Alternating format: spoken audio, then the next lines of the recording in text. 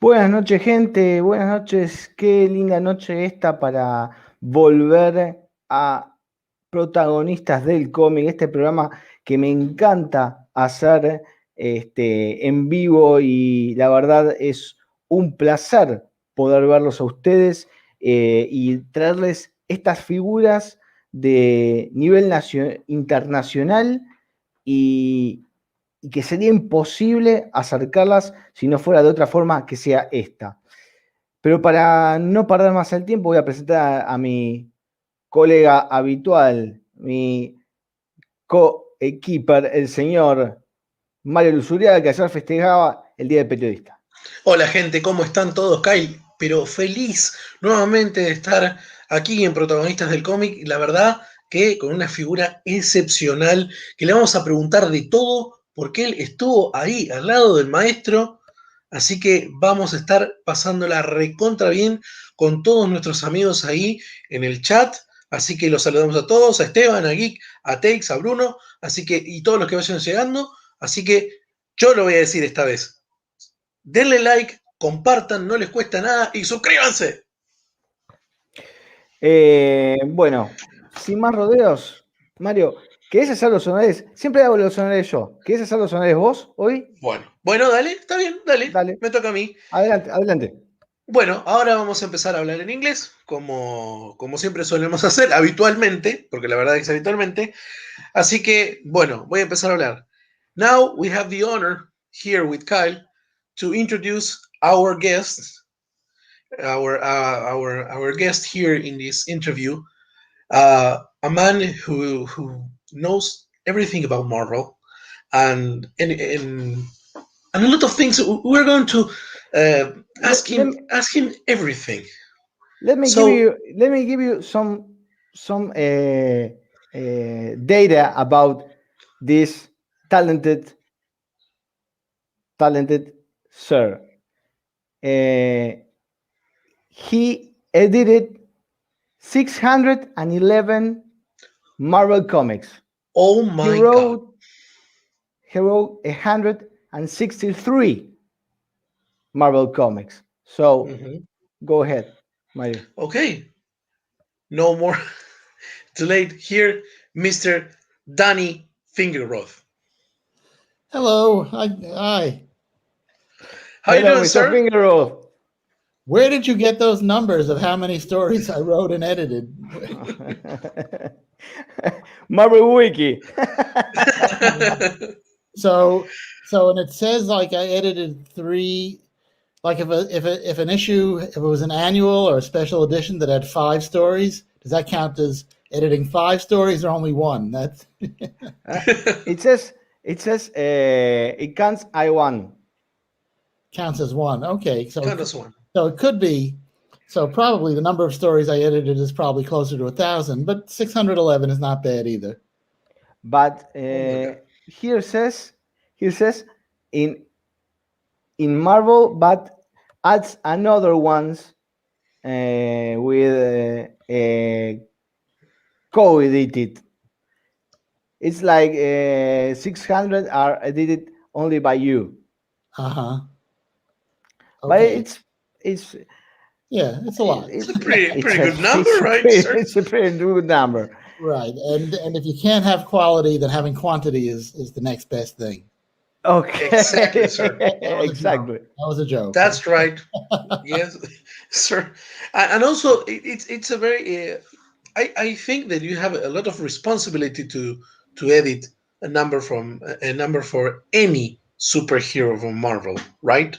Well, you're dealing with the specific story and the specific creative teams that you've put together, but you're also dealing with, say, with a character like Spiderman, you're dealing with where this story fits in the decades-long history of that character. So it has to work in a lot of different contexts, but not be so complicated that it scares people off. But first, I would like to if you can tell us about your beginnings in the comics and in the comic industry. Well, my very first job. I mean,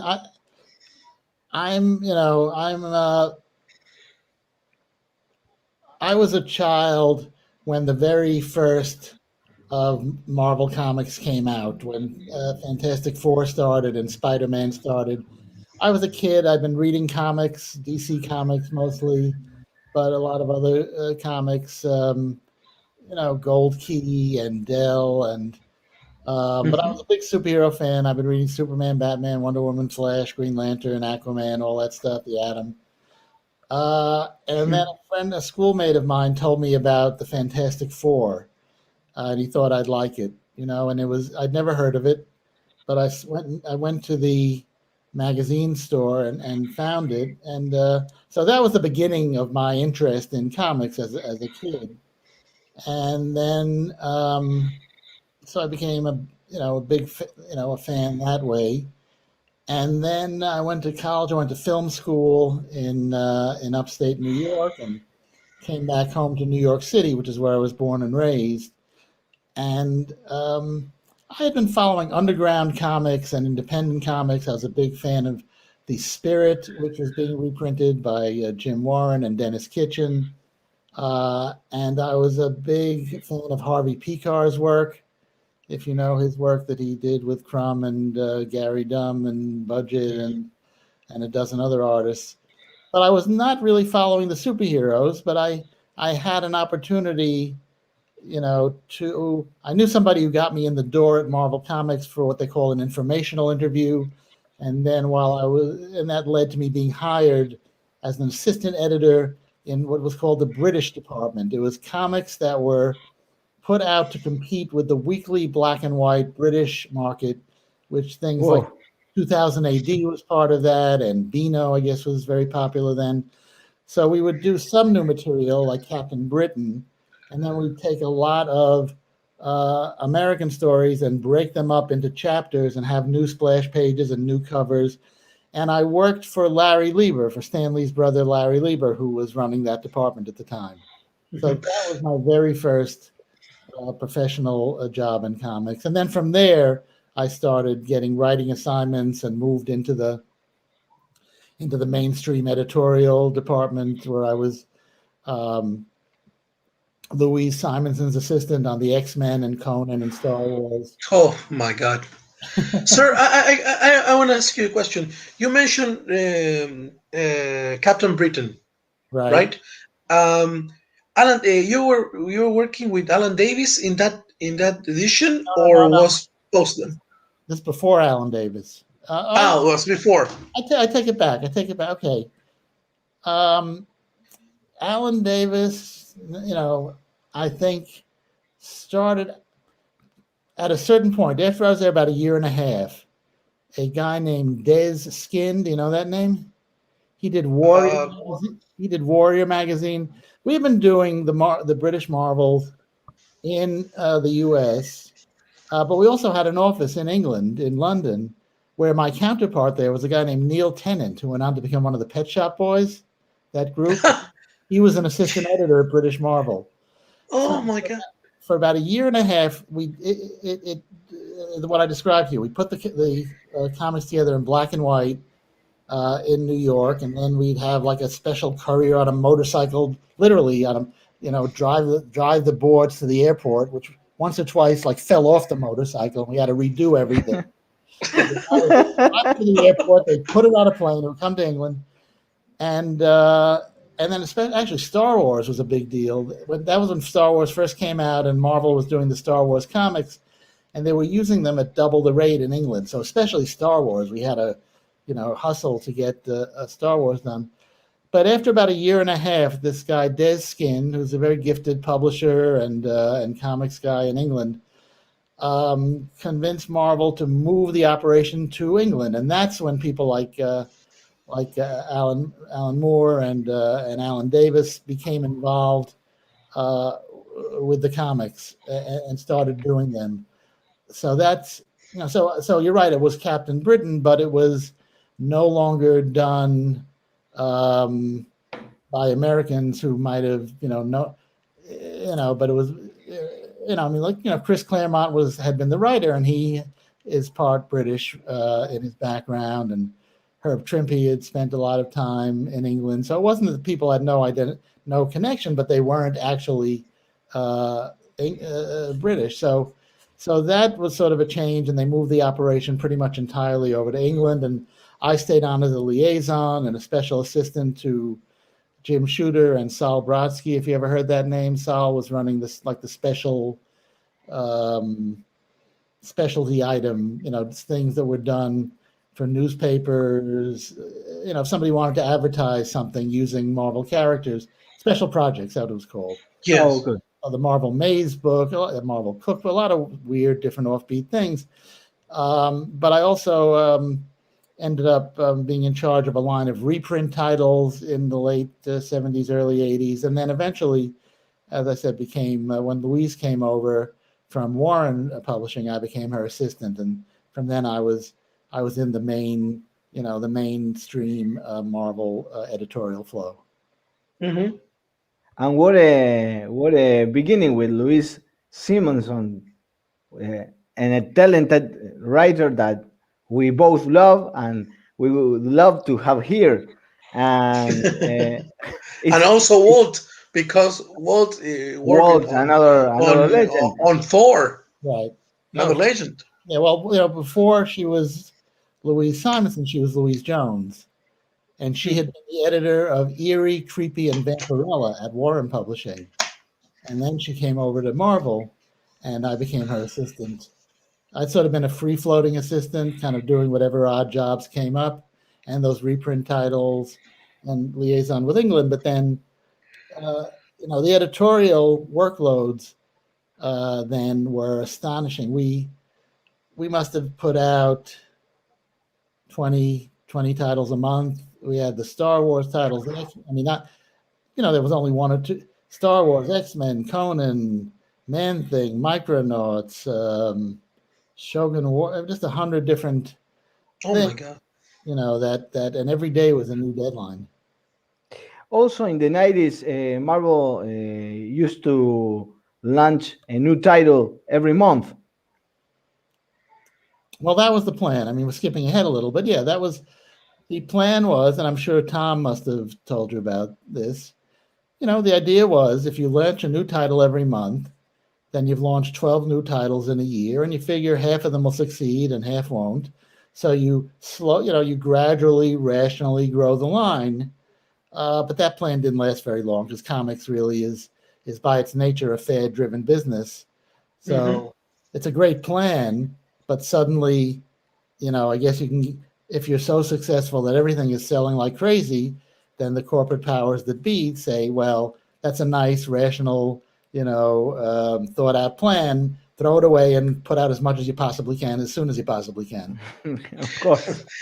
In that time, sir, in the early 90s, with these titles, what title did you enjoy most to do? Well, to edit? I was all Spider-Man all the time at that point, So, it was Spider-Man. So I don't want to, I always enjoyed working with Tom. I always enjoyed working with Mark Bagley and J.M. DeMatteis. But all the different people that I worked with, if I, I didn't get along with everybody, but I don't see any real need to kind of drag that in. But mostly I worked with people I liked and admired, and they seemed to, generally, share a certain sensibility of people who had grown up loving these characters like I had. So Spider-Man, then what else was I doing then? I was, New Warriors. I was the editor that launched the New Warriors title. And that was very exciting with Fabian and Mark Bagley. And, there was, Fabian and I would butt heads a lot, but in kind of in a friendly, collegial way. And I think, we put out a lot of those memorable New Warriors were the result of me and him butting heads. And of course, Bagley's incredible artwork and Larry Malstead's inking. And, Exactly. and then I was involved with I was the editor of Cloak and Dagger and Alpha Flight. There's so much stuff. It's hard to even remember it all. And then I was writing in that era, the Darkhawk. Darkhawk was created by Tom and Mike Manley, but I wrote every issue of the series and the annuals. So I'm very much identified with that character.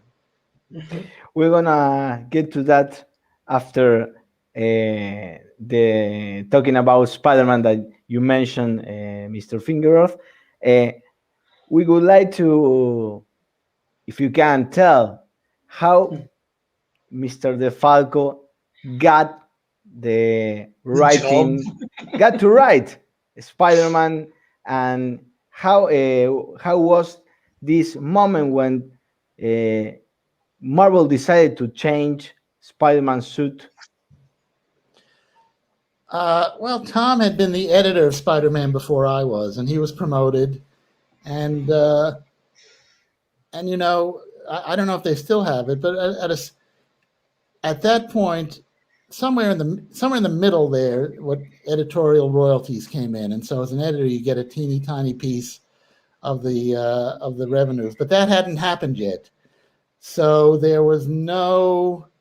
It's not, there was no financial incentive to anybody else to go, oh, I have to edit the Spider-Man titles. There was people, so I was promoted, and the Spider-Man titles were open, and so I became the editor of Spider-Man, and then and Roger Stern was writing it.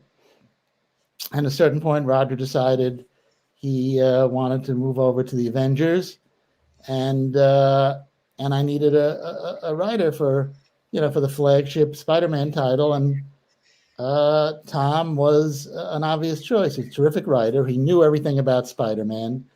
I think there are maybe half a dozen people walking the earth who really, really, really understand and inhabit Spider-Man's psyche, and Tom is one of them. So so it was sort of a no-brainer on my part to hire Tom, who had a million ideas, was a perfectionist, but not to a point. He was a perfectionist, but he understood a deadline. He understood Peter Parker. He understood Spider-Man, and still does. Mm-hmm. And so that's how Tom became the writer. And I know there was a second part to that question. And the second part was the black. How was for you to get to the point to take the decision to change Spider-Man's costume? I think it wasn't yours. It was an editorial decision, but you got to coordinate all the titles to match with the Secret War series. It was a crass commercial decision. It was there was nothing artistic about it. It was there was a Secret Wars crossover, which was started to sell toys because it was tied in with a toy company, and so somebody had the idea of, let's give Spider-Man a black costume so we can sell more toys. We can sell not just Spider-Man, but we can sell this ridiculous black costume, and we'll have him in the costume for an issue or two. We'll get out of it, and we'll never have to see it again. However, it turned out to be really, really, really, really, really popular. And so, when Marvel says, our readers are our real editors, I mean, part of that is hyperbole and salesmanship, but part of it is true. I mean, it was really a phenomenon where, we thought people would either hate it or be indifferent to it. And, there certainly were some readers who hated it, but most of them just thought it looked really, really cool. And the whole idea that the suit was alive and was a symbiote and was, it was designed by Mike Zeck. Yeah, a lot of people think Rick Leonardi did because that's sort of been published a lot as a sketch that Rick did, and Rick brought a lot to it when he drew it. But it was supposed to be based on the Spider-Woman costume that came out of Secret Wars, and so the people who really put it into, the artist who really put it into action was Ron Friends and Joe Rubenstein as the inker, and then Rick Leonardi did come in and did a couple of issues with Joe as inker, and then back to Ron. So, and there were of course the artists on Spectacular and Marvel Team Up. I don't want to, but definitely, and they were terrific. But definitely, Amazing was the flagship title, and set the pace. So, I think it's a tribute to how good a job they did and how intriguing. I mean, this is even nobody. We all, it's sort of again a no-brainer. There's a living costume that Spider-Man had that he rejects. Well, of course, it's going to come back in some way, shape, or form. But the specifics of Venom, nobody had that. Exactly. At that point, That suit allows you to expand and create a new universe that it will be another characters. So it was great. For me, it was a great idea. It was, yeah. It really it stimulated and catalyzed so many ideas and storylines. I think originally a fan had sent in an idea for Spider-Man in a black costume and pitched a story sort of as a ninja Spider-Man. And as I understand it, because I wasn't part of these meetings or negotiations, I think Jim Shooter liked the idea but didn't like the story. So he gave the guy, I don't know if it was 200 or 500 or 1,000, but not a lot of money, just for the right to the to the idea of Spider-Man in a black suit. And when you think about it, I mean, it even if Marvel hadn't, it would have been a hard lawsuit to bring. Spider-Man in a black suit. Okay, I mean, it was a smart gesture, because then you don't have the problem. You give the guy some money and he signs a paper that says, I no longer have claim to that idea. But I think that was where it originated. Mm-hmm. Sir, the Spider-Man title is your favorite title? Is the favorite title that you edited? The old cliche, it's like asking a parent to choose which is their favorite child. As we say here, mom or dad? Mom or dad. I would say it's interesting, because as a kid, my favorite was not Spider-Man. When I was a kid and a teenager reading comics, I would have said Iron Man or Daredevil, and I would have said the Fantastic Four, because they were far and away. Amazing. The Lee Kirby Fantastic Four, those first 100 issues, that was far and away my favorite comic books of all time. And then as a professional, when I was assigned the Spider-Man titles, I certainly had no problem with them. I liked the character well enough. But working on the character as a writer, as an editor, and I also wrote a lot of Spider-Man, gave me an appreciation of that character, where I would probably say that he's my favorite superhero character. Oh, sir, you mentioned about Fantastic Four. Here in Argentina, we Sergio and I, and many of comic fans, we read and DC comics recently with the movies, but before, but now with the movies, the many titles from the 60s, from the beginnings of Marvel Comics, were bring to our country. And I read the first thing about Galactus, the wedding, the I think it's the greatest wedding of all times, Sue and Reed Richards' wedding, and I was thrilled with those stories. I think I want to ask you what you felt when you read that stories. What Marvel did it's funny. Marvel put out, however, 8 or 10 or 12 comic titles a month, and some of them were split titles for numerous business reasons. They were limited in the number of titles, so you'd have like Iron Man and Captain America sharing Tales of Suspense and things like that. Not every story was great. Some stories were terrible and forgettable, but your bargain with Marvel as a reader was, okay, maybe it's not the greatest story I ever read, but for my 12 cents, I certainly got my money's worth and my entertainment time's worth. And enough of the stuff was good, excellent, great, that certainly every month there were 2 or 3 Marvel comics coming out that were just groundbreaking, mind-blowing, unprecedented. So I mean, you're reading it as an adult, 50 years later. I don't even know how to describe being 10 years old and reading them the first thing. And 10 years old, but thinking I was an expert because I'd been reading DC comics for 3 or 4 years. So of course I knew everything. And suddenly these Marvel, and a thing that I don't think you can ever appreciate unless you look at the actual original comics, Marvel was printed, I don't know,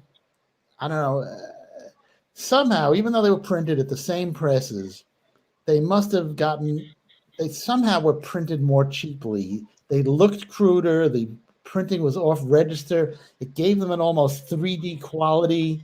They just looked bad for you. You know what I mean? They looked like if your parents knew you were reading that, they wouldn't be happy. Even though there was nothing terrible. They somehow, whereas DC brought to the table this very elegant, beautifully designed, sophisticated look, Marvel was Kirby and Ditko and in your face and off-register printing that somehow gave it this visceral sense. I don't, so maybe they can do that in some of the omnibus editions or anything that's photographed, or if you have access. It's really hard to explain or describe. When there's that old saying. Again, I'm full of old sayings, but the old saying, the golden age of anything is 12. Especially when it comes to comics and action adventure stuff, and just that stuff was so powerful. And I look back at the DC stuff in that era, and I go, it's perfectly fine, professionally done. Those are well done stories, but there was just something so captivating to me and to a lot of my friends. I think I still meet people, either my age or older or younger, and I go, well, I never cared for that Marvel stuff. It was too wild and crazy, or it was too crude, or something. And they, obviously DC Comics sold and sell very well. So there's people who preferred that, but for me, the Marvel stuff just grabbed me by the collar and pulled me right in. And in this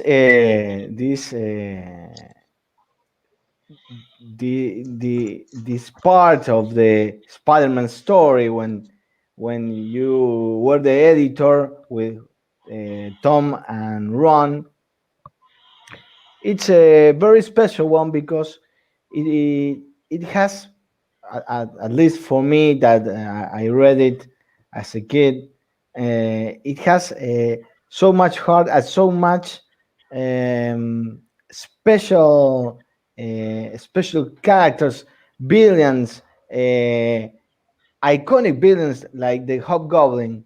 And one of the things I always ask at the people who worked on the creation process of this part of Spider-Man is Hobgoblin or the Green Goblin? Mom or dad? Hobgoblin or Green Goblin? I don't. That's I don't even. It depends who. For me, it's more who's doing the story than which particular character. I guess when you said that, and believe it or not, I've never thought about that question. I went to Hobgoblin, so what can I tell you? I'm a Hobgoblin fan. I'm a Hobgoblin fan. But it is, and I don't even remember who the hell is the Hobgoblin. I know that storyline went through a lot of changes after I left. Who Yeah, it was supposed to be Ned. Nev. Right. Ned, and then it was this guy. Well, I don't remember the name now, but Roderick Kingsley. Kingsley. Or maybe Kingsley's brother. I edited, the Spider-Man in two different phases. I edited him in the early 80s and then again in the 90s. So there was a period in between where I wasn't directly involved. But I know there were a lot of different storylines about who it really was, and I think you're right. I think it was Kingsley's brother, wasn't it? Supposedly? Yeah, because Kingsley was wearing I think a wig similar to his brother. It was totally madness that storyline, but I love it. I think it was that mystery that made Hobgoblin special, And then, and also the Green Goblin. Look, it's funny. The Green Goblin, when they did reveal who he was way back when, in Amazing 39 and 40. That was partly because Ditko had left, and they needed, I think Stan felt they needed a big event, so they revealed. I thought it was pretty. It was interesting that they brought Norman Osborn back. I actually think that was, since I guess we're in an era when nobody who dies in comics ever stays dead. Is Uncle Ben the only Marvel dead character who stayed dead all these years? Sir. At least for now. For now, he is. We used to say Uncle Ben and Bucky, but obviously no longer Bucky. Sir, you mentioned you both mentioned the Hobgoblin, and I'm rewatching the animated series from the 90s, and they give you a special interest to the Hobgoblin character more than the Green Goblin. I think it's okay. I think. Well, I think that's what was going on in the comics then. Who you need to ask is John Semper, who was the showrunner then. You need to talk to him because he was very much involved with that. We hope so. We hope so. Well, Mr. Fingeroth, now we're gonna move on to one of the runs that you actually love. That it's the Dark Hawk run. Okay. I'm gonna show some covers, and to the audience that maybe haven't read Dark Hawk, can you tell us the pitch of the story? Marvel, partly by design, partly by chance, Marvel had a teenage character for every decade. So in the my neck looks terrible. I need to wear a higher collar. Anyway, I'm editing my own look here. Spider-Man was the 60s. Nova was the 70s. Speedball was the 80s. So it seemed like we needed a teenage angst-filled character for the 90s, and that was Darkhawk. So that was, I think, central to the character. That the idea being that every generation, look, Spider-Man is always popular, and clearly the fact that he's been around since 1962 doesn't keep people from liking the character. Nonetheless, the idea that there could be a new teenage character that a kid could could be in it on the ground floor to read the first issue and the second and the third. Was an important thing that as much as you might love Spider-Man, and clearly he's one of the most popular characters of all time, there's something to be said for having your own teenage Marvel superhero. So Darkhawk came out of that.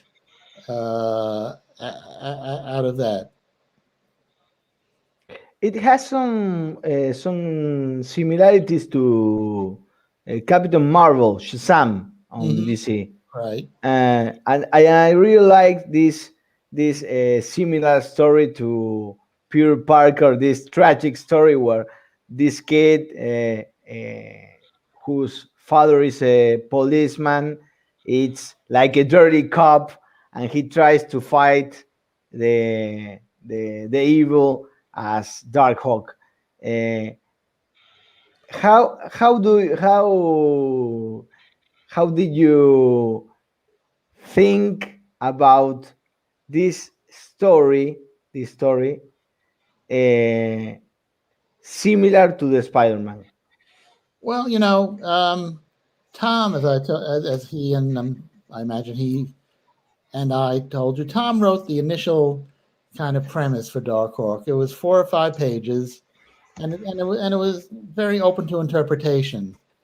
And Tom had a more traditional origin where the father sacrifices his life, and the kid swears to his dying father that he will use the power of the amulet for good, and carry on his father's battle against crime.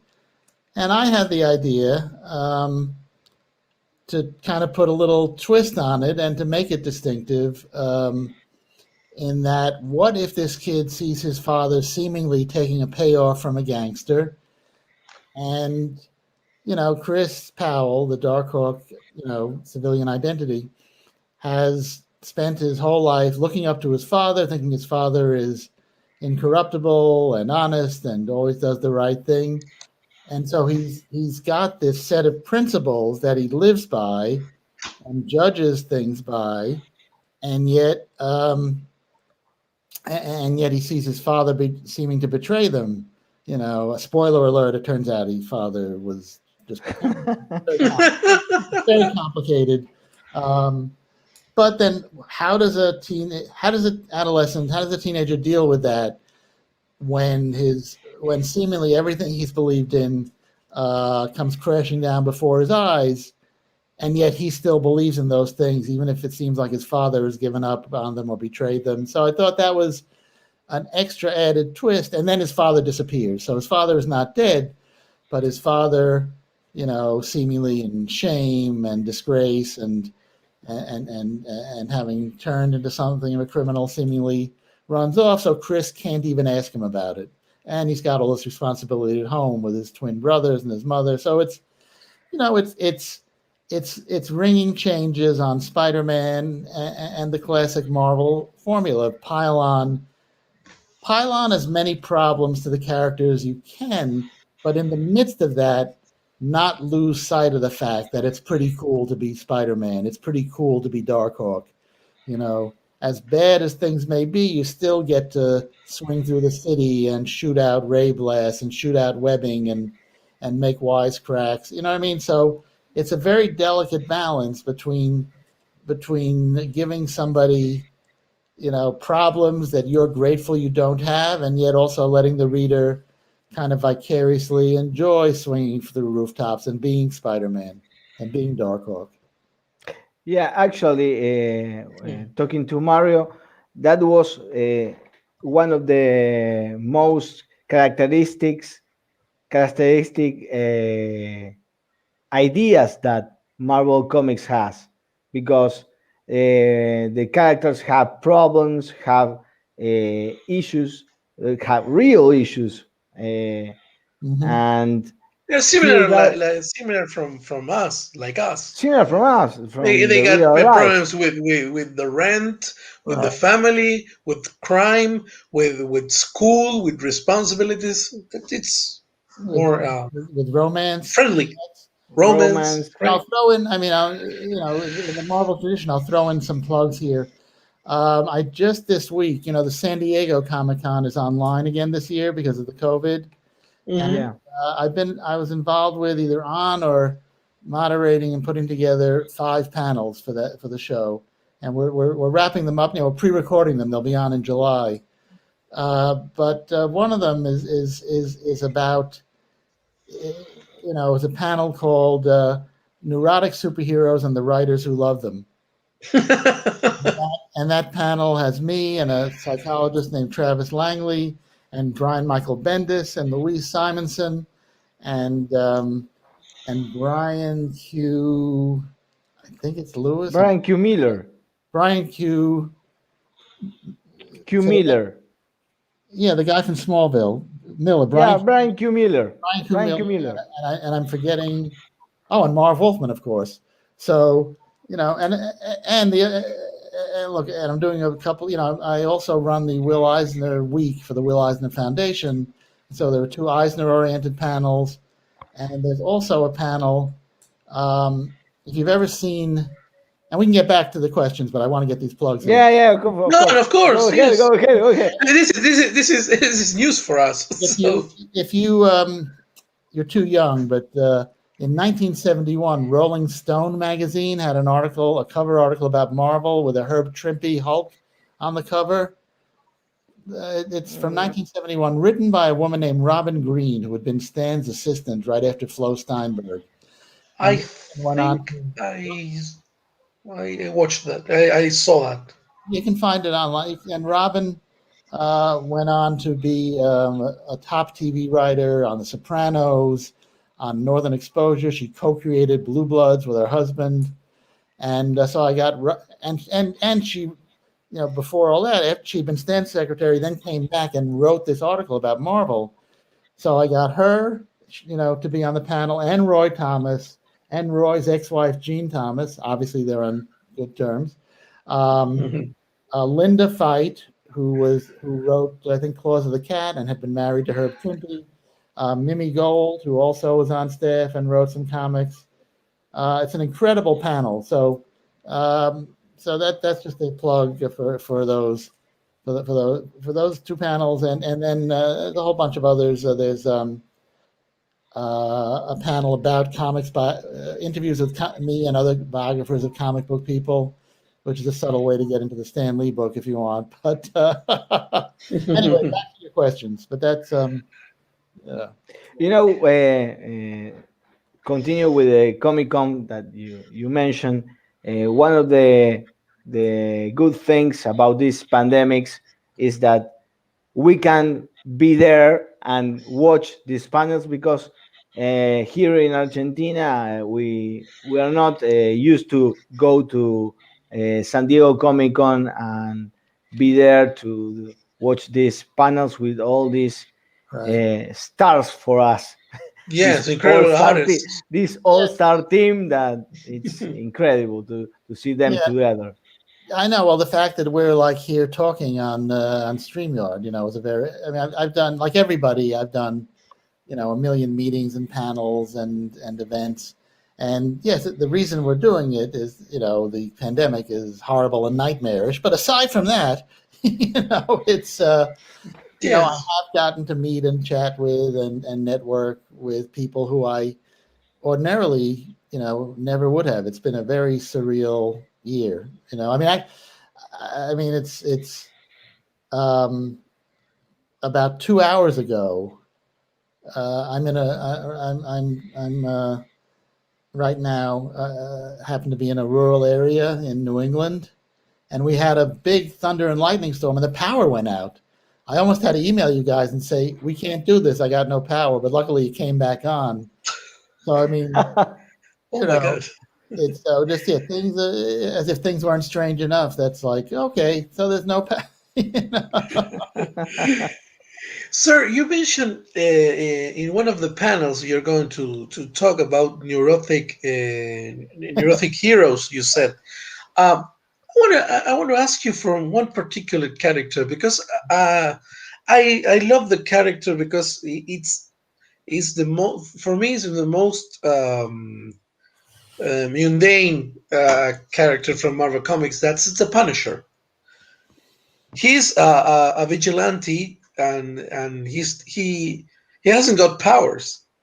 His only powers are his skills, his combat skills, his military skills. Yeah. So I want to ask you about what do you think about that character? I'm not the world's biggest Punisher fan. I think he's beyond neurotic. He's traumatized. I mean, look, as far, you know, this will test your trivia. Years ago, there was a character named Solo. Marvel, sort of a Punisher type character. And Eric Fine, who was working with me as an editor in my department, Eric is one of the unsung geniuses of comics. And he's also a terrific writer. And we decided to do a Solo miniseries. And the premise would be, and I have to admit this was heavy-handed editorial direction on my part. But Eric, liked the idea too. And spoiler alert on a 30-year-old story. So if you don't want to know the ending of the Solo series, you might want to tune in 10 minutes. But so Solo was a Punisher-like character. While I live, terror dies was his slogan. And I always thought the Punisher was, in a way, was more of a magical character than Doctor Strange, because the Punisher always seemed to shoot just people who needed killing. He never hurt any innocent bystanders. He never, damage. I mean, he gets a lot of property damage, but nobody who was innocent ever got hurt, despite the fact that the Punisher went around shooting machine guns and bazookas in all directions.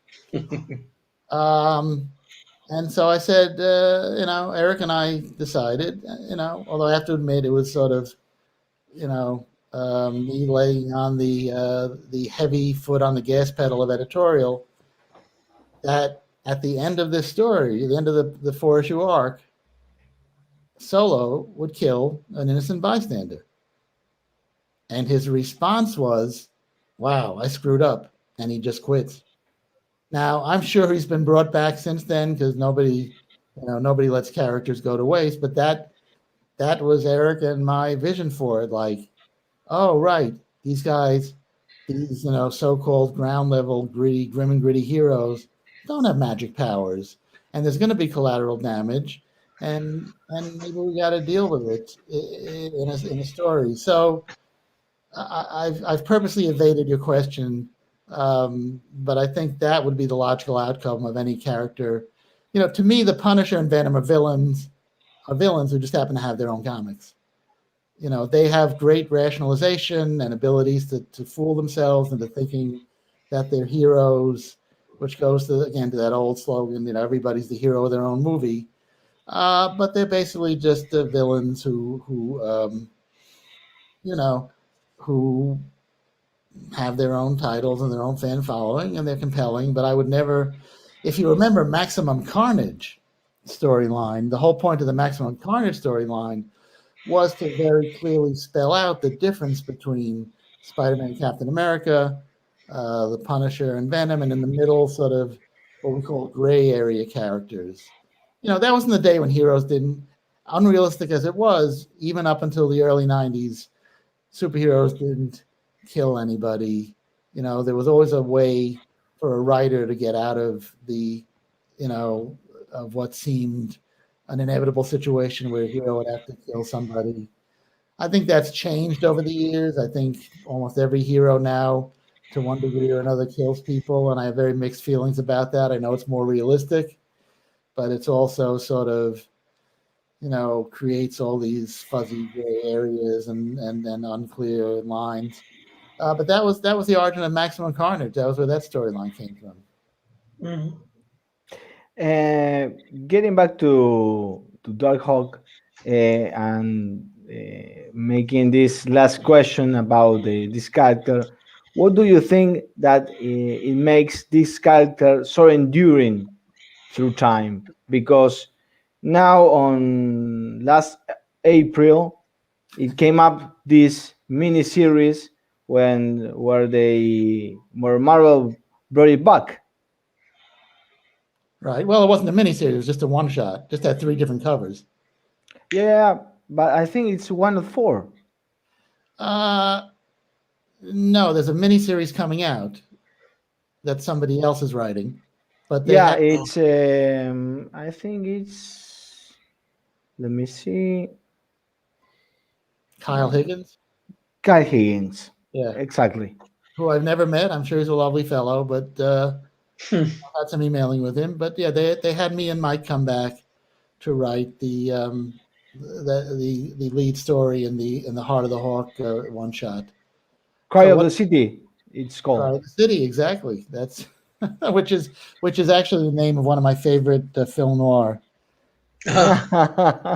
It's a 40s movie starring Richard Conte, and the director of it I'm blanking on, but it was a title I always liked, so I incorporated it for this story.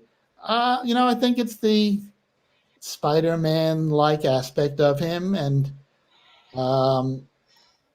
maybe that he came out during the big boom in comics, so that enough people who bought those were really reading them and not just investing in them and putting them in triple plastic bags. That they, I think that me and Mike and me and later on me and Todd Smith must have found some way to carry on that Spider-Man spirit that connected with people.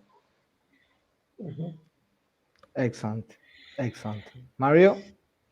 So, you wrote, of course, you wrote a lot of comic books, but you also wrote books, interesting books, because also we love the stories behind the characters, and of course, you create a book about the great Stan Lee.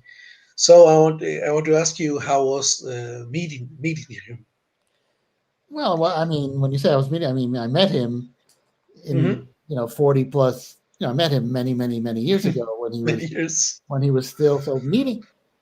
Was it was I should make up a story because people always ask me what was the first time you met Stan Lee, and I honestly can't remember because I worked in the office. I worked with his brother, Larry, and so Stan had not moved to California yet, so he was just in the office. So you'd see him. He wasn't. It was not so unusual to see Stan. So whether there must have been there must have been a moment when somebody said Danny Fingeroth meets Stan Lee, but I don't remember when that moment was because he was so much up until he went to the West Coast. It was just he was there and traveling a lot, but he was there for people to ask advice of. I didn't know. I mean, so I met him. I worked on various projects where, strangely enough, I was his editor over the years, which was surreal, as you can imagine. Mhm. I would say I got to know him best after I left Marvel in '95, but I was the guy at whatever company I went to who knew Stan. So I worked on, when I was at Byron Price doing virtual comics, I worked with him on something called Rift World. I interviewed him a lot for my magazine, Right Now magazine, for Tomorrow's Publishing, out of which came the Stanley Universe. Um, I at a certain point when he and I were sort of both felt um, treated poorly by Marvel in the mid '90s, I had occasion to spend some time with him on the West Coast and with him and with Joan, and we kind of. I wouldn't, we bonded over that and just over things we had in common. I was, I was a colleague of his. I was friendly with him. I was never in his inner circle, but he was somebody. I have a lot of emails. Stan was a great emailer. He would respond almost Mm. immediately to email, at least from people he knew. He hated having it over his head. He saw every email he had to respond to as a deadline, and he hated having so, and then for a number of years when I was working as a consultant with the Wizard World comics chain, putting together, inventing, organizing, and moderating kind of offbeat panels for them, I became Stan's regular moderator. So I would say I knew him, and he was fond of me, and I of him, but I was never in his inner circle, and that did lead, that led indirectly to the recent biography I wrote of him, which was not, I mean, some people think it was authorized. It was not authorized by Stan, by Marvel, by anybody. It was completely, that's it, A Marvelous Life, The Amazing Stan Lee, for which I also read the audiobook. So if you're enjoying this, unfortunately, I did not do it in Spanish, only in English. But so I, look, most people who've read it and reviewed it think I did a pretty good job. There were a lot of controversies in Stan's life, particularly about his relationships with his artistic partners, with Jack Kirby and Steve Ditko. I try to just lay the facts out there without putting my thumb on the scale, without any dramatic background music, and let the readers decide it. There's, so that's all I can. I'm too close to it to say whether I succeeded or not, but that was my aim, and my aim was really to give There's a lot of great historians out there. There's a lot of great critics out there. There's a lot of social commentators and researchers out there, and they're all important and necessary. What I bring to the table in my books, especially something like this, is having been an editor and writer at Marvel Comics and having sort of an understanding of how that world works that somebody else can't, just because they haven't been there and they haven't sat in those seats. So, I think it's a good read. I tried to make it read almost like a novel with a cliffhanger at the end of every chapter. It was the first biography of Stan that came out after he passed away, and I had, I think, some of the last full-length interviews. Stan loved to be interviewed, so I can't claim I had the last ones, but I certainly had some of the last interviews with him, and went very much into depth. And I interviewed Larry at length, his brother, and many, interviewed like 50 or 60 people for the book. So it's, so I think as biographies, tend to be, you can't write a biography of a person without writing about the times they live in and the business they work in and the people that they knew who loved them and hated them and admired them and looked down on them. You sort of really, so it's as much a biography of a generation and of an industry as it is of an individual. Sir, I want to. Sorry, Sergio. I think that he talked to you a lot with the emails. He enjoyed very much the movies, right? I've heard different things. I think he liked the idea that the movies existed. I don't, I don't know if given, if he had like a night with nothing to do, if his first impulse would be to put a Marvel movie. I think he was glad that Hollywood finally got it. He spent years and years and years trying to sell Marvel's properties and his own properties. He was, he had ideas for things that weren't Marvel related, but he spent a lot of years trying to sell those Marvel properties, and nobody would take it seriously. Everybody would take a meeting with him because who's not going to take a meeting with Stan Lee, right?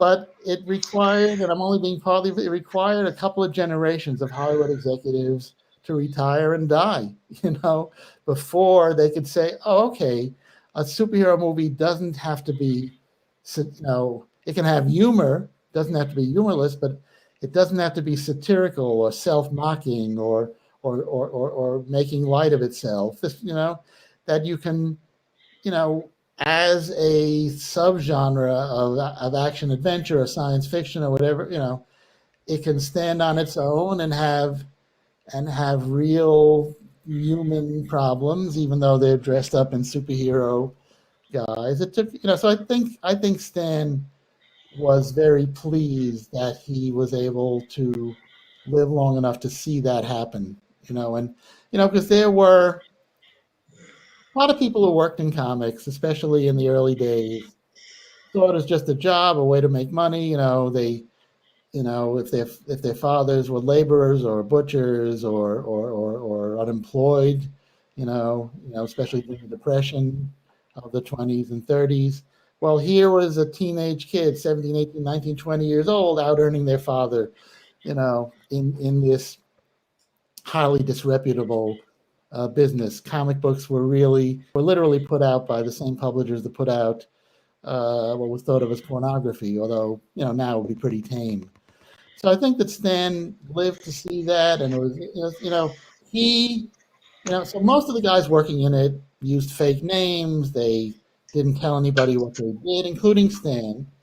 And yet I think Stan, like Kirby, like Will Eisner especially, had a belief that, that there was some potential in this medium to be an art form and to be taken as seriously as movies and as television and as the theater, and as literature. And that, and I think they, in their own way, those people all helped advance the medium and and and and and and um, and I'm struggling here. Give me a second. To make it something that was worthy of respect and to be seen as a legitimate art form. And it took a lot of courage, to think that, of course, and then to carry, to fulfill it. it was a great breakthrough to go from the comic books to the big screen, and one of the things that got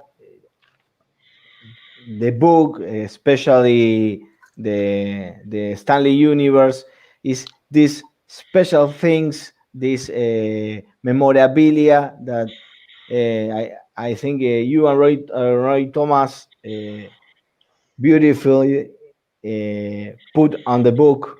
And one of them, it's a letter from James Cameron greeting Stan about the next Spiderman movie with Leo DiCaprio, and that book. That book is like a compendium to the Marvelous Life, because Marvelous Life I'm halfway through. I love it. I really love it. The book, and it's so well told, that includes these small phrases or text with literally words from the protagonist. There that are people like, I don't know, close to Stan, or close to Jack Kirby or Roy Thomas. That I think it's the heart of the book, and what makes the book a great storytelling, and totally fun to read. Thank you, and I appreciate that about the Stanley Universe, which was not as widely publicized or known, was put out about 10 years ago, but it's still available from Tomorrow's as digital and as paperback. They might have a few of the hardcovers. Tomorrow's TWOMOROWS, two people named Morrow, are the owners of the company. I went to Stan's archives in Wyoming, and where there are hundreds of boxes of memos and letters and articles and all sorts of letters from children, letters from people like James Cameron, and I went through. They're at the University of Wyoming in Laramie, so it's really it's neither in New York, nor in LA, nor in Rio. It's just kind of in the middle of nowhere, but it's a great archive. I mean, it's an incredible. It's called the American Heritage Center at the University of Wyoming. Although they're doing great stuff at Columbia University with their comics figure archives now, and other the Billy Ireland Museum in Columbus, Ohio, is another terrific archive and museum. So that book came out. That's like a collection of rare material. A lot of stuff I found in the archives just as audio tapes, and I had transcribed. I think it was stuff that maybe even Stan's wife recorded while he was on the radio and wasn't seen for 40 years. And so I found a lot of this really amazing material. Stan debating with a woman named Hilda Mossey, who was a psychiatrist who was very anti-comics, and just stuff that, where Stan, before, when he was just beginning to become a celebrity,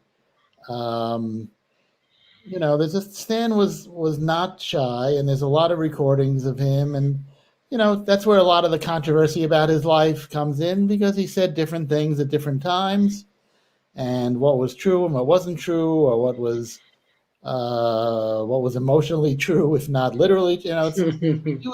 He was an interesting, complicated guy, who in death probably excites more controversy than he did even when he was alive. But the Stanley Universe is a book that, you're right, it is a very good companion to A Marvelous Life. You're interested in not just Stan, but in comics history and pop culture history, in the history of the eras that Stan lived through. Look, one reason you can use his life to talk about so much history of the industry and of the country and society is because he lived a long life and worked.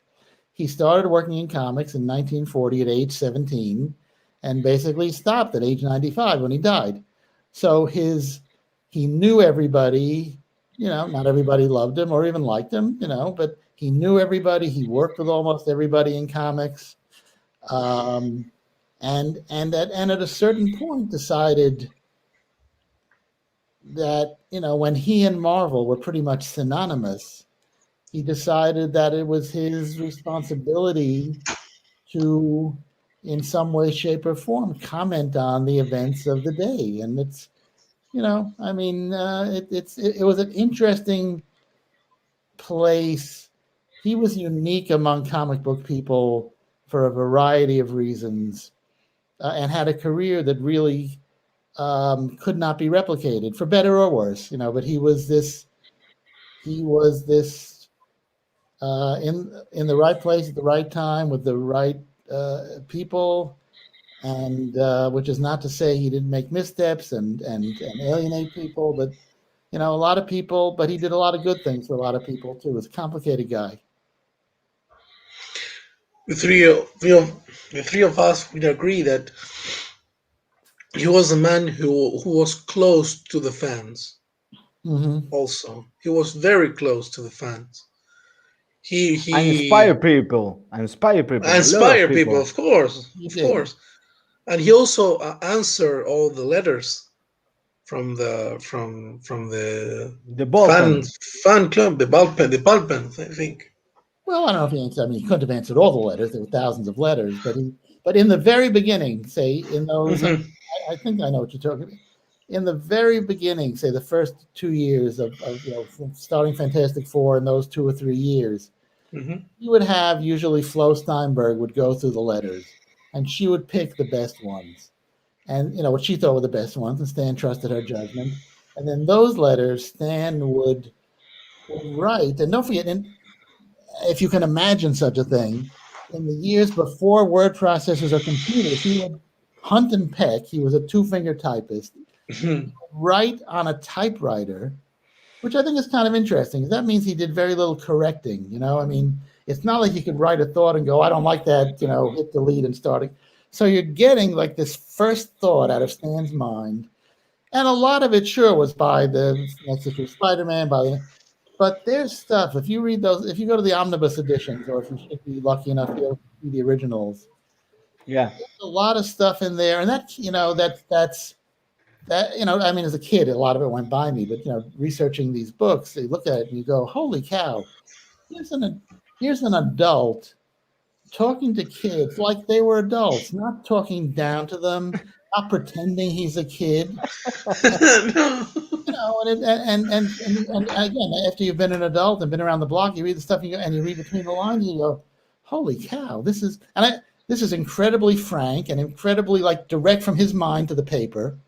You know, and I found that even in later years, you'd go to a panel that Stan was on, and sure, a lot of what he said was hype, and it would be boilerplate. You know, buy this, go to that, you know, try that, but it was as if he couldn't help himself because inevitably, if you look at transcripts of Stan's panels or go to YouTube and watch videos, it almost never fails. Somewhere in the middle of some boilerplate thing where he's just telling you to buy stuff, he lets loose some incredible truth bomb or some memory or some revelation. And you go, did he just say that out loud? That's the part you're not supposed to say out loud, but you know, but it's said in the same tone of voice as I'm trying to sell you something. So you really, I kind of, after a certain point, I had trained myself. I kind of learned how to read between the lines or listen between the hype and go, that's a pretty bold, honest statement this guy just made, you know? So he was an interesting character to write about, to read about, write about, think about. And look, he, you know, if there was no Stan Lee, you and I would not be here talking now. You know. So the speech from the responsibility thing is from Stan, from his heart. It's from his heart. I think so. I mean, look, I think there's been research, and I think he might have. I think there was some. I don't know if it was Winston Churchill or some, you know, there are people who have made that equation before. And if you think about it, it's really the subtext of every superhero story ever written is with great power, there must also come great responsibility. But I don't think anybody had ever, you know, put it out there that straightforwardly as Stan did. Also, I think it's a great point one to start knowing or to start to get to know who Stan Lee was, this book, because it starts from the very beginning, and you can almost tell how it escalated to the fame, to the Stan Lee everybody knows from television, from interviews. It's a great book. It's a great book. I really like it, and I was wondering how long it took you to write it. You know, that's a question people who write books get asked a lot. You know, and it's very tough to answer because the idea was kicking around in my head for years and years. So maybe the idea, you know, on a purely commercial level, hey, what would be a book that would sell well? Oh, a biography of Stan Lee, duh, you know.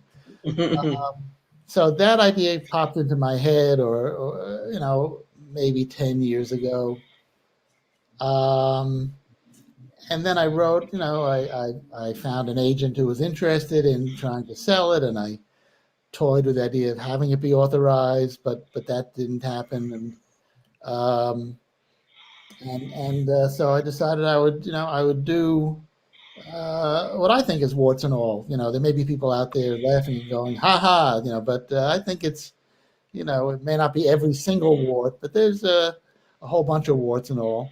So I think I signed the contract. So I wrote a very detailed proposal. I think I signed the contract in late 2016, and I had finished the corrections on the book by mid 2019. So in theory, you could say 2.5, 3 years. But, you know, in another way, you could say, you know, since I was like 8 years old, I've been working on it in some way, shape, or form. Have you read another autobiographies from Stan? Have I read his biographies, another biographies from Stan Lee? Yeah. I've read. I don't know. What do you think of them? It's not for me to say. That's I think it's inappropriate for me to, they all bring something to the table. I like some more than others, but there's always something more to say about a person. Read them all and make up your own mind. Perfect. So, where can we get the book? You can get the book. Well, I believe there is a Spanish edition that might even be in Argentina, although you tell me you couldn't find it. So Yeah, I couldn't find it. Translate into many languages, and otherwise you can get it at the usual suspects, Amazon certainly, and your local independent store, Barnes and Noble. It's published by St. Martin's Press, which is the division of Macmillan, and the paper it came out in hardcover in 2019, and it came out in paperback in September. This past September. Paperback has a few corrections of minor points and typos. So I would say, if you prefer the hardcover, that's fine to get, but if you want the most correct version, it's the paperback. And if you want to hear me reading it, then the audiobook is available from all the usual places. But it's ultimately put out by Macmillan. I think in England, Simon & Schuster is the publisher. But it's got, as you saw, a garish red cover, so you can't miss it. And I'll just say, the book has photos. I don't know I know that you've been reading the digital version. Both the paperback and hardcover has some photos that have rarely or never been seen. I had some contacts among photographers who took photos of Stan in the 60s and 70s, and even if they printed some of them, there were others they didn't. So there are some rare photos, and the Stanley Universe have rare photos. I don't know if Stanley Universe has rare photos, but it has rare interviews and articles. But it's put out by a big company. I couldn't, I've done stuff for academic presses, and they were great, and I was glad to do them. But for a book about Stan Lee, I really felt strongly that I needed to be with a major publisher, and luckily, a major publisher agreed. Well, great, sir. Now we're gonna end the interview with some funny facts about. Okay. The first of all is one that you have. At least I know what I researched. One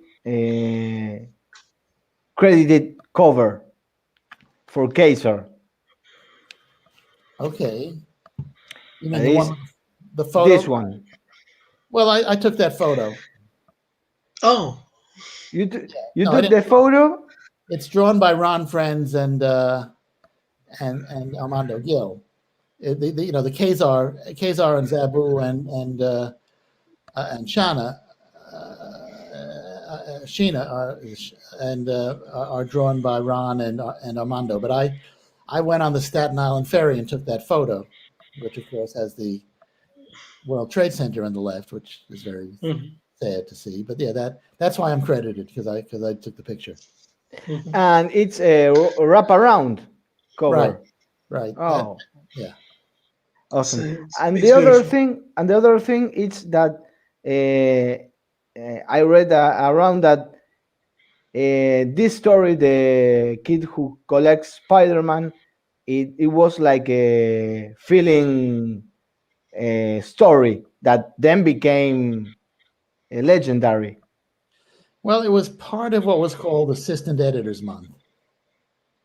Assistant Editors Month was a month in 1983. The premise was that the editors had gone to the San Diego Con, and the assistants went nuts and printed all sorts of wild stuff. So the Spider-Man title, The Amazing Spider-Man, it was this story of the kid who collects Spider-Man. And you're right, part of the function it served was to buy some breathing room, deadline-wise, for the main storyline. but it was always planned, actually originally by Tom and Roger Stern. Excuse me, when Tom was editing the title, and I inherited it, and it was certainly one of the first Spider-Man stories that Ron drew and Terry Austin inked it. It was, it's really, so it's a story that a lot of people remember fondly, as well they should. It's kind of an ingenious story. So it wasn't, I wouldn't call it a fill-in. It was part of this coordinated stunt programming throughout the entire Marvel line that month. And now that you spoke about the assistant editor month, we had some parts that some proof that you were on the Jenna Jameson wedding. Oh yeah, there I am. That's right. I guess that is me. This one. And then, well, then there's Stan in the tuxedo. Because Stan scripted that issue. Tom plotted. This one here. The one on the right. Yeah, the Jonah Jameson wedding. Tom plotted it. Stan scripted it, and it was very odd being Stan's editor and suggesting changes or asking questions about it. He was very professional. He didn't pull rank on me at all. He was really like a very good freelancer. But I, of course, was like, my head was exploding because I was editing Stan Lee. So it was a fun wedding with Jonah here. You having fun? Yeah, why not? It was a fun story, and Stan, Stan rose to the occasion, and he I think I don't remember if when Tom plotted it, the plan was for Tom might remember better. I don't remember if it was originally planned for Stan to script it or that came about after, because it is like 35 years ago. But somewhere fairly early on, it was clear that Stan was going to be doing the dialogue, which, just to, it's a hot button topic. Doing the dialogue in a comic, especially when Stan Lee is doing the dialogue, is creative and very collaborative and affects the story to a very profound degree that, again, if you haven't done it and sat in those chairs, you may not really appreciate just how important it is, because, it seems like, well, somebody else has done the heavy lifting. They've come up with the plot and told the artist what to draw, and then the artist drew it. And so, all somebody doing, quote unquote, all they're doing is filling in the words. But man, oh man, those words are really important, and they stay with people. And if they're and you only realize that if they're done wrong. If they're done right, you might not realize it.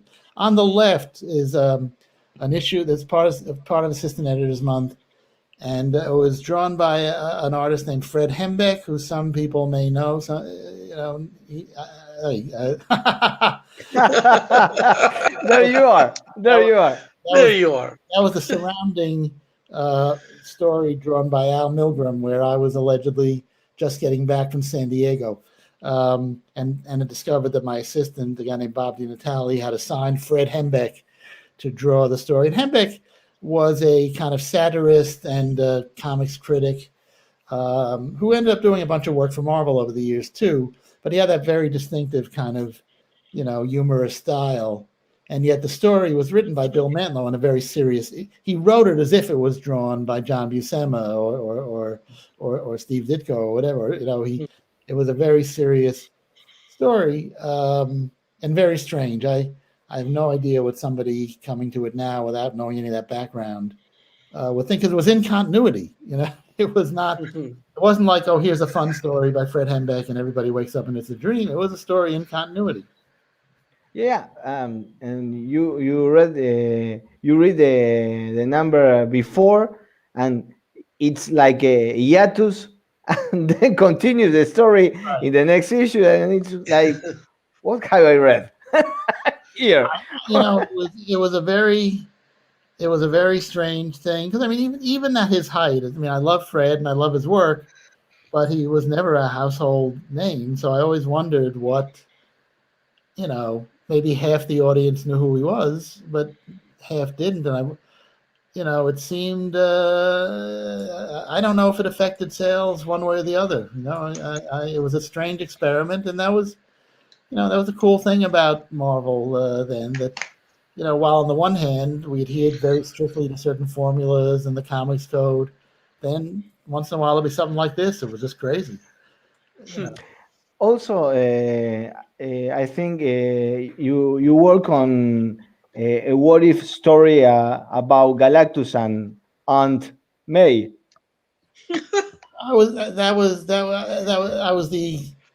editor of that. Although, I mean, the thing about Assistant Editors Month that is not such a big secret is that really was, while the conceit of it was the editors were away and the assistants went crazy, really it was very planned out in advance, and the joke is the editors did go away to San Diego for a month. We all went out to the San Diego con. So if you want to see what comics look like with the editors away, check like a couple of months after Assistant Editors Month. And weird stuff that was done without, to some degree without editorial supervision. Well, Mario? No, I was thinking, seeing that comic strip and you there being part of the story. I want to ask you if J. Jonah was a good boss or he was very. I don't think I knew I was in that story till I saw the pencils, and maybe not even till I saw the inks. I don't. I wasn't the character. Unless you. I think J. Jonah was a combination of Stan and Martin Goodman, who was the publisher who originally started Timely Comics and who was Stan's distant cousin. But I think Ditko made fun of Stan with J. Jonah Jameson, and I think Stan played along with it and made fun of himself. So it's funny. I worked with Stan on a lot of projects, but I never answered to Stan. Stan was never actually my boss. By the time I came around to Marvel, he was no longer involved in the day-to-day comics. And I didn't, I thought about it, but I never worked for him in any of his West Coast incarnations either. So I guess if you look on a corporate org chart, I guess technically he would have been much higher up than I was, but I never worked in that kind of situation with him. Mm-hmm. Well, sir, we're ending this beautiful and insightful interview with you. We wanna thank you a lot for sharing your thoughts, your experience, and your stories with us. It's a great pleasure. It's an honor to have you here and to share this with the Argentinian fans here in the chat and the people who will watch the video, but because it gets recorded. So thanks a lot. Thank you. It was a lot of fun. Great questions, and I appreciate you having me on. And please do send me the link so I can send it all over the world to people. And if anybody wants to know more, I'm on Facebook, Twitter, and DannyFingeroth.com is my website, although it's a little bit out of date, but you can certainly get a hold of me through it.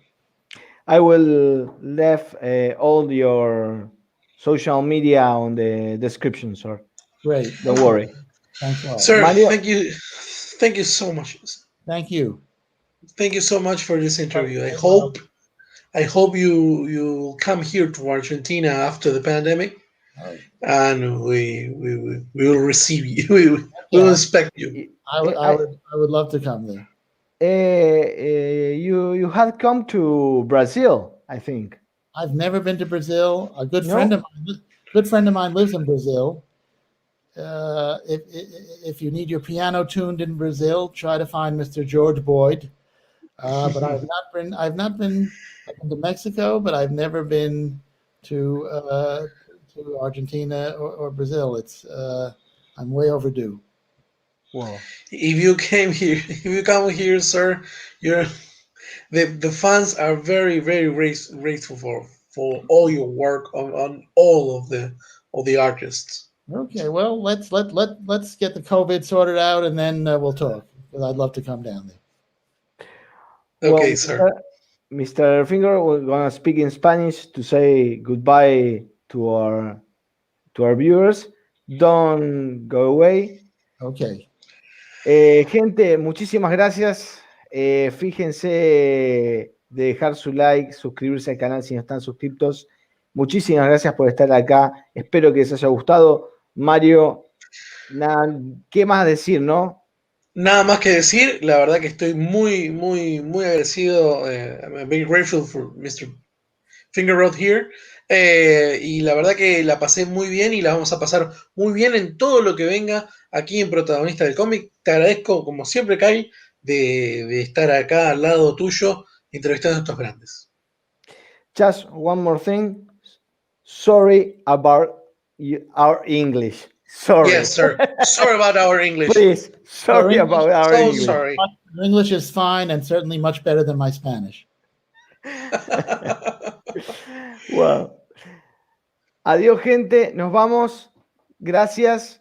Nos vemos en la próxima. Nos vemos. Chao.